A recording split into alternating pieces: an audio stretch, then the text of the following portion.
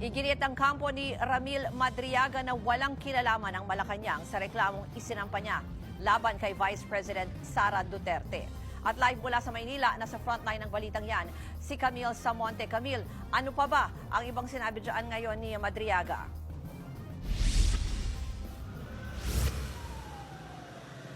Ruth, iginiit ni Attorney Raymond Palad, legal counsel ni Ramil Madriaga, na sariling desisyon ng kanyang kliyente na sumulat ng sinumpaang salaysay para nga isiwalat ang kanyang nalalaman laban kay Vice President Sara Duterte at iba pang personalidad.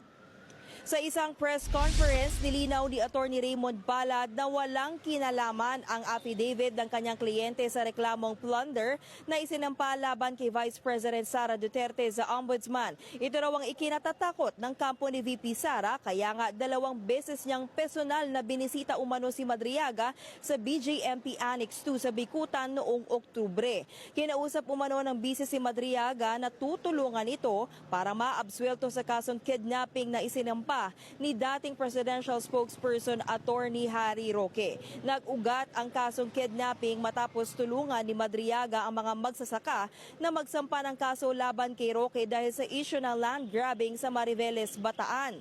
Itong lupa raw ay pagmamay-ari ng mga magsasaka at may titulo sila, pero nagulat na lamang sila na nailipat at naibenta na ito sa kumpanya ni Roque. Itong lupa sa Bataan daw ay planong gawing Pogo Township at ide-develop ng kumpanya ni Roque at 2 iba pang kumpanya. Hindi raw nagustuhan ni Roque ang pagtulong ni Madriaga sa mga magsasaka, kaya isinangkot siya sa isang kidnapping case na wala naman siyang kinalaman. Sa ikalawang beses daw na pagbisita ng bise sa BJMP, hindi na humarap si Madriaga dahil nagtataka na siya sa intensyon nito.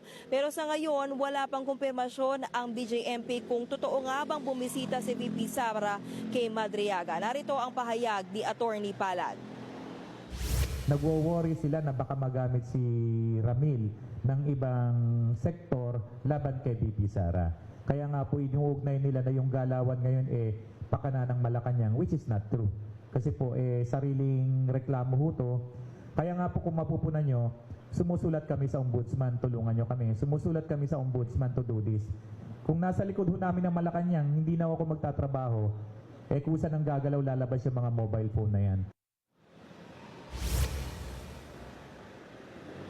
Ruth, sa ngayon na isumiti na ng kampo ni Madriaga itong kanyang sinumpaang salaysay sa Ombudsman. Humiling na rin sila sa NBI na magsagawa ng forensic examination sa cellphone ni Madriaga kung saan laman daw nito ang mga litrato at ebidensya na susuporta sa kanyang aligasyon laban kay VP Sara. Ruth? Yan po ang Express Report ni Camille Samonte.